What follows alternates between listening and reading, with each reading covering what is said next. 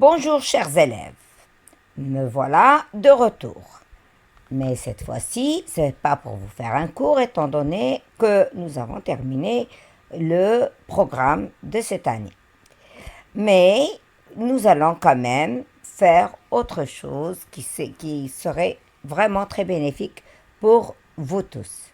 Alors donc comme introduction, maintenant que nous avons terminé donc notre programme et que nous avons étudié en détail tous les types de réponses immunitaires, je vous propose de commencer à établir petit à petit des résumés très concis, c'est-à-dire très courts, pour fixer les connaissances acquises. On va commencer d'abord par un récapitulatif sur les réponses immunitaires que je vous propose cette fois-ci sous forme de vidéo. Et on revient par la suite pour résumer tout cela. Donc, voici donc notre bilan général des acquis sur les réponses immunitaires. Alors, nous allons regarder donc une vidéo qui résume. Qu'est-ce qu'elle va résumer? Tout d'abord, les réponses immunitaires inflammatoires. Souvenez-vous, on les a étudiées au tout début du cours. Les réponses immunitaires inflammatoires. Et puis, nous allons parler des réponses immunitaires spécifiques à médiation humorale. Souvenez-vous, on l'a déjà fait. Et enfin, les réponses immunitaires spécifiques à médiation cellulaire. Souvenez-vous, je suppose que vous avez quand même un petit peu oublié tout cela. Et c'est pour cela que je vous propose, on va voir une vidéo qui va nous rappeler un petit peu tout cela. Alors voilà.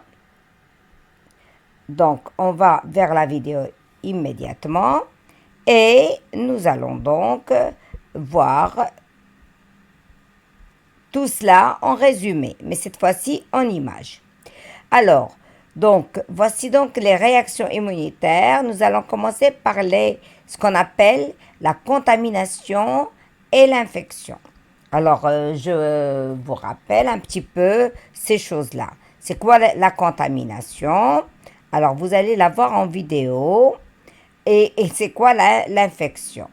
Alors, voici donc ce qu'on appelle la contamination. C'est quand il y a, à cause ou à l'occasion d'une petite blessure, il y a pénétration d'un certain microbe, n'importe lequel. Alors, ce microbe, quand il intègre notre corps, on dit que nous avons une inflammation. Par contre, c'est quoi l'infection? C'est ce que nous allons voir tout de suite. Regardez bien, hop. Alors ici, vous voyez à quel point ce micro-organisme a progressé en nombre, c'est-à-dire qu'il a proliféré. C'est ce qu'on appelle l'infection. Ici, nous sommes au stade de l'infection. Et donc, voici notre peau qui a été infectée par notre microbe. Mais, alors ici, souvenez-vous, c'est donc là le vaisseau sanguin qui est en bas, qui est en profondeur, je veux dire, et dans le derme. Et là, nous allons voir apparaître ce qu'on appelle une inflammation. Voilà, alors vous allez la voir en vidéo. Regardez ce qui va se passer. Voilà. Donc, vous avez vu le gonflement du vaisseau sanguin d'une part, et puis donc le gonflement de la partie de la peau sous forme d'un petit bouton rouge. Là, on ne le voit pas tout rouge, mais nous le savons. Et puis d'autres symptômes qui sont le fait d'avoir mal. Et il y a la formation d'un pus. Le pus, al-qayh. C'est quoi le pus? Regardez bien ce qui se passe à ce niveau de l'inflammation qui est très important. Deux phénomènes. Il y a d'abord le phénomène du passage de ces globules blancs qu'on appelle les phagocytes. On va les voir sortir carrément de leur vaisseau sanguin et aller se diriger vers les microbes. Alors, ça s'appelle la diapédèse. Souvenez-vous, vous vous rappelez. Très bien. Alors, et puis, une fois il y a bien sûr aussi la sortie du plasma, une certaine quantité de plasma qui va sortir pour accompagner les phagocytes. Alors donc, alors ces phagocytes vont s'accoler, comme vous voyez, à l'antigène, c'est-à-dire aux microbes. Alors, et là, il va se produire quelque chose de très très important. C'est le deuxième phénomène très important que vous allez voir tout de suite. Alors, voilà, je vous laisse regarder bien comme il faut. Alors, voici donc la diapédèse et le rapprochement donc alors, voilà donc là, comme je disais, il y a le rapprochement des phagocytes vers les microbes. Et là, il se passe, voilà, donc c'est ça ce que je voulais vous dire, le deuxième phénomène qui s'appelle la phagocytose. Vous vous en souvenez sûrement. Alors, si vous ne vous en souvenez pas, je vais vous le montrer en image. Alors, hop, vous avez vu? Ça, c'est quoi? C'est le phagocyte. Il est venu très très très rapidement pour s'accoler. Alors voilà donc l'antigène, ou disons, on va dire c'est le microbe qui était à l'extérieur. Et puis elle va l'entourer de ses pseudopodes pour le capturer et le faire pénétrer à l'intérieur du cytoplasme. Pourquoi? Alors, ben pourquoi? Parce que après donc l'adhésion, c'est-à-dire l'accollement et l'absorption, il va y avoir, voilà, ici nous sommes au stade de la digestion. Et bien donc cette digestion, c'est-à-dire que le phagocyte va manger en quelque sorte le microbe, il va le digérer et par la suite, il va y avoir un rejet des déchets. Donc, ceci, on l'avait vu, on avait même fait des exercices là-dessus. Je pense que c'est compris. Alors, j'arrête là. Alors, là, comme je vous l'avais déjà dit, certains microbes sont carrément digérés par le phagocyte sans problème.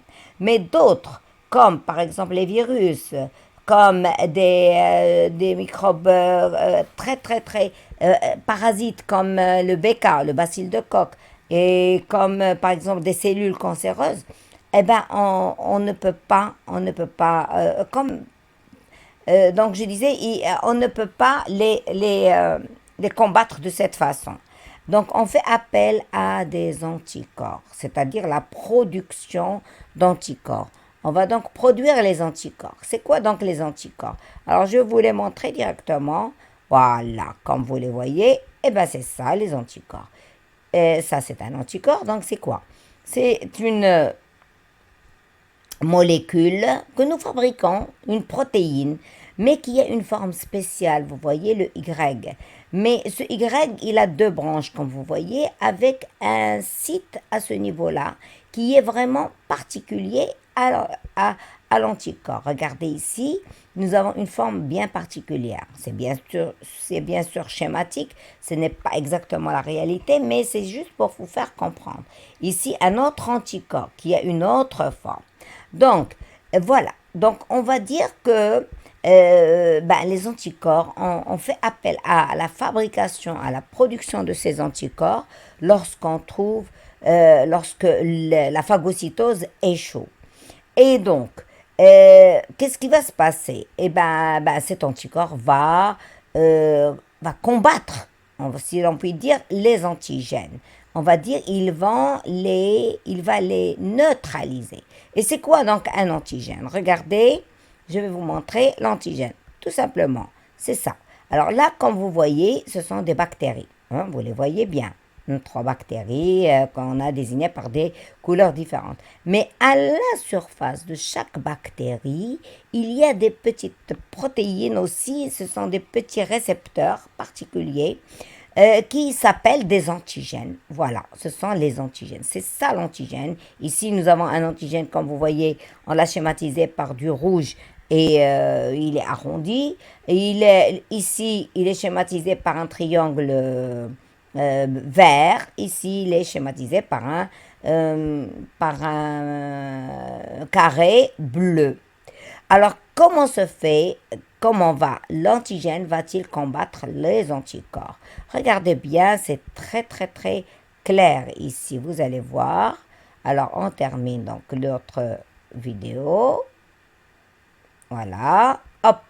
Alors, regardez, comme vous avez vu, ici, nous avons par exemple, il reste deux anticorps. Comme vous voyez, eh ben, chaque anticorps va venir, il va vouloir s'agglutiner, c'est-à-dire se fixer sur l'antigène. Mais regardez cet anticorps-là, est-ce qu'il va pouvoir s'accrocher à cet antigène-là? Regardez, non.